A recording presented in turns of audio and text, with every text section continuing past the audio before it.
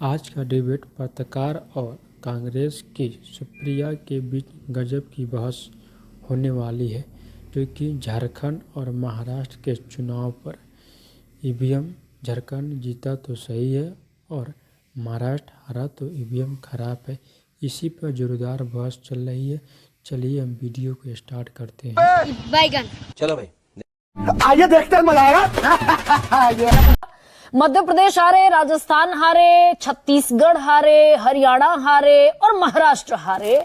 क्या उसके बाद ये सारे सवाल जायज हो जाते हैं क्या कि कौन लीड करेगा इंडिया को, अलायंस को?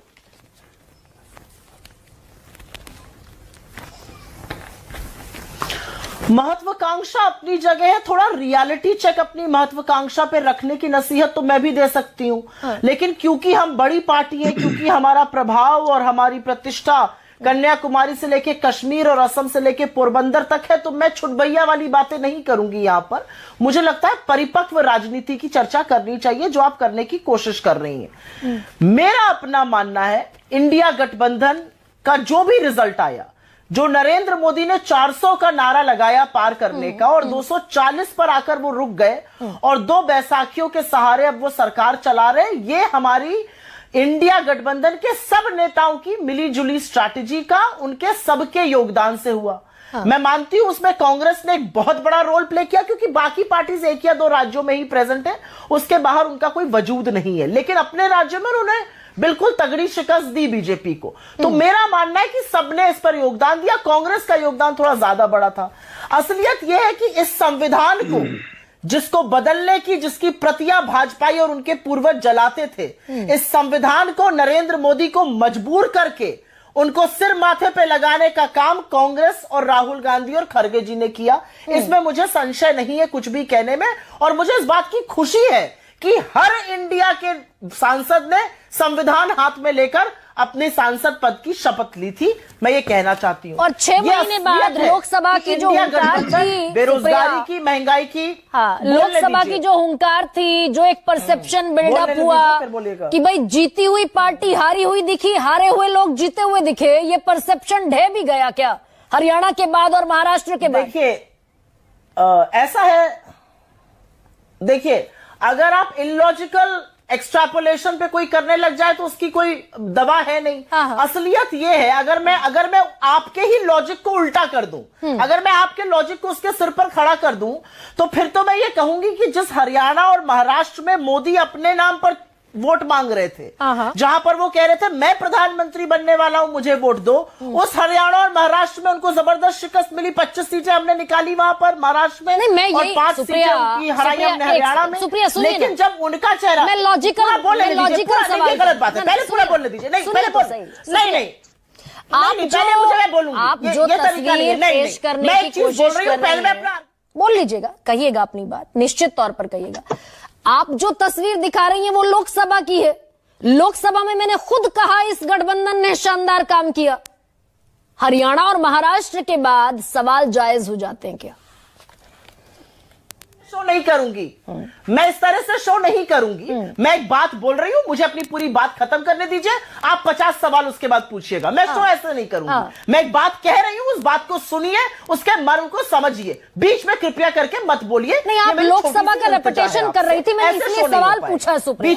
वो देखिए, वो आपका अपना, मैं नहीं कर रही हूं, मैं नहीं कर रही हूं। अगर आपने, अच्छा चलिए ठीक है, कहिए, वो आपका अपना प्रूडेंस है, कहिए। अगर आप मेरी बात का, अगर आप मेरे सेंटेंस का दूसरा शब्द सुनती, दूसरा हिस्सा सुनती, तो आप बीच में बोलने लगी। आप सुनिए तो मैं क्या कहने की कोशिश कर रही हूं। आप इतनी आतुरता में है अपने सवाल घुसेड़ने के लिए। आप खुद बहुत ज़हीन प्रवक्ता हैं, मैं ये जानती और मानती हूँ, इसीलिए सवाल पूछती हूँ।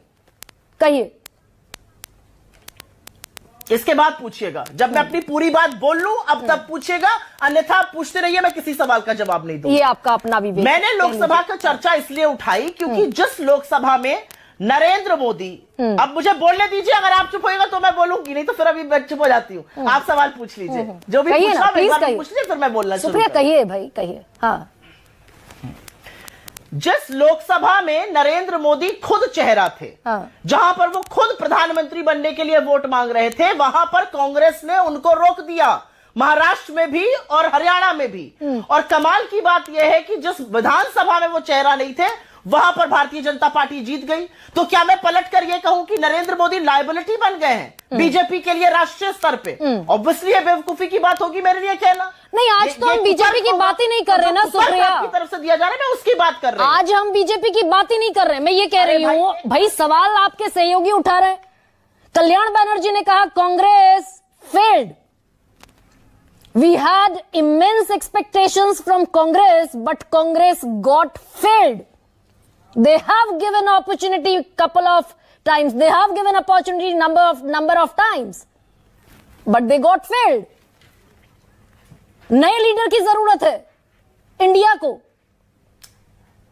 ये तो आपके सहयोगी नरेंद्र मोदी, बीजेपी की सरकार को घुटना टेकवाने वाली, बीजेपी की सरकार को बेरोजगारी, महंगाई और मणिपुर पर घेरने वाले एक अकेली पार्टी है कांग्रेस।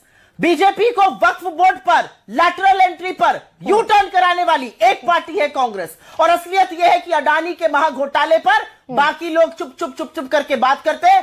एक पार्टी और एक नेता आंख में आंख डालकर सवाल पूछ रहा है और पूछ रहा है कि बताइए अडानी की जांच क्यों नहीं हो रही। उमर अब्दुल्ला कह रहे हैं कि अपनी सीटें न दी होती अगर कांग्रेस को, तो हमारा स्ट्राइक रेट बीजेपी से बेहतर होता। नेताओं का सम्मान करती हूं। उमर अब्दुल्ला आपके इंडिया अलायंस के साथी हैं। ओमर अब्दुल्ला भी ये कहेंगे, ओमर अब्दुल्ला भी ये कहेंगे, घटक दल का कोई भी व्यक्ति ये कहेगा अगर हमने ज्यादा सीटें लड़ी होती तो हम कहीं और जीतते। ये सारी जो बातें होती है ये गठबंधन की राजनीति में होती है, हो रही है ना खींचतान भारतीय जनता पार्टी और महायुति में सीएम बनने की। घटक दलों में और गठबंधन की राजनीति में ये है। सवाल इस बात का है हमारा ध्येय क्या है? क्या हम नरेंद्र मोदी को हराना चाहते हैं? तो एक स्टेट पार्टी वंडर वो काम नहीं कर सकता है जिसका। लेकिन सुप्रिया, क्या ये जायज कंसर्न है? क्या कर्नाटका में कोई वजूद ही नहीं है, वो नहीं कर सकते हैं। ठीक है, लेकिन क्या ये जायज कंसर्न है? चाहे ये क्या ये सम्मान से कह रही हूं। ठीक है सुप्रिया, क्या कंसर्न जायज है? उसी हरियाणा में जिसका आप अभी परचम बुलंद कर रही हैं, उसी हरियाणा में आपका स्ट्राइक रेट था लोकसभा में 55%, विधानसभा में गिरकर रह गया 41%। उसी महाराष्ट्र में जिसमें आपने बम्पर जीत हासिल की, स्ट्राइक रेट था 76% का, उसी महाराष्ट्र में घटकर विधानसभा में रह गया मात्र 16%। ठीक ऐसा ही झारखंड में आप सबसे कम स्ट्राइक रेट वाली पार्टी हैं। आरजेडी भी आपसे बेहतर है 66%, आप मात्र 53% का स्ट्राइक रेट है कांग्रेस पार्टी। अरे आरजेडी के 2 विधायक है, हमारे 16 विधायक है, क्या कंपैरिजन कर रहे हैं? मैं स्ट्राइक रेट की बात कर रही हूँ, जितनी लड़ी और जितनी जीती। 3 जगह चुनाव लड़ी, नहीं स्ट्राइक गलत। एक जगह चुनाव लड़े, एक जगह जीत जाए तो 100% स्ट्राइक रेट थोड़ी कहा जाएगा। एप्पल्स टू एप्पल्स कंपेयर करिए, पॉलिटिकल साउंड पॉइंट्स करिए। जिस पार्टी ने 3 जगह चुनाव लड़ा, जिसने 30 जगह लड़ा, वो एक बराबर है। ना। अरे 10 गुना उनसे ज्यादा सीट लड़ी।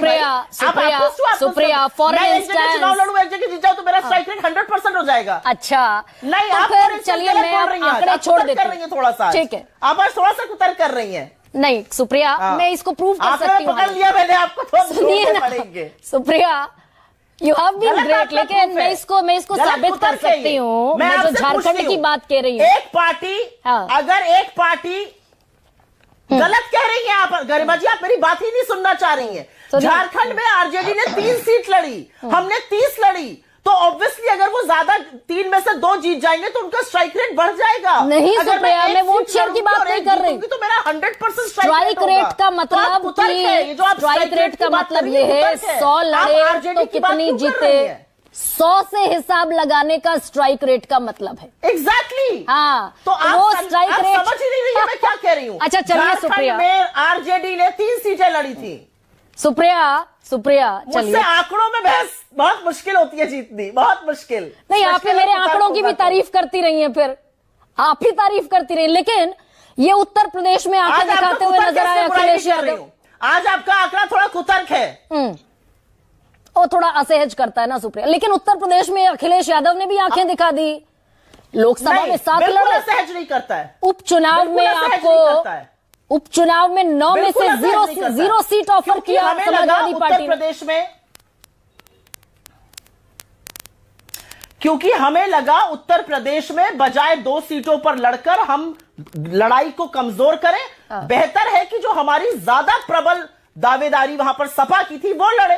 सपा ने हरियाणा में न लड़ने का फैसला हमसे बातचीत करके ही किया था और हमने सपा से बातचीत करके ये फैसला किया कि 9 की 9 सीटें यूपी में आप लड़िए। बिल्कुल हम वही अखिलेश यादव ने दनादन पहले देने में अखिलेश यादव ने दनादन सीटें घोषित कर दी। सुप्रिया, सच आप जानती हैं अखिलेश यादव ने बगैर सलाह मशवरे के 5 सीटें घोषित कर दी। हरियाणा में भी तो वो सीट मांग रहे थे, हम नहीं दे पाए थे। तो खैर आखिर में भाई अजय राय कहते रह गए। इसमें कौन सी बड़ी बात हो गई कि हमने तो 5 सीटें देकर भेज दिया है प्रपोजल, अब आला कमान तय करेगा। कहेंगे ही एक दूसरे से। ठीक, गरिमा जी तो गरिमा जी घटक दल तो एक दूसरे से ज्यादा सीटें मांगेंगे, कहेंगे तो मनोज सिंह काका कल को हमारा और सपा का दोबारा से लड़ाई हो। अब आप तो पूरे आज आपने डिसाइड किया है कि आपको थोड़ा कुतर्क का डिबेट करना है, लेकिन मैं सिर्फ इतना कहना चाहती हूं कि इंडिया गठबंधन को पता है कि अगर हमें सबको साथ मिलकर लड़ना है तो कांग्रेस उसकी धुरी है। मैं पूरे सम्मान और सहजता से हर लीडर के योगदान को मानती हूं। मुझे पक्का लगता है कि यूपी में हमसे ज्यादा प्रबल और हमसे ज्यादा ताकतवर सपा है, इसलिए हम उनके साथ मिलकर लड़े। धुरी है कांग्रेस तो प्रियंका वो यहां नहीं लड़े।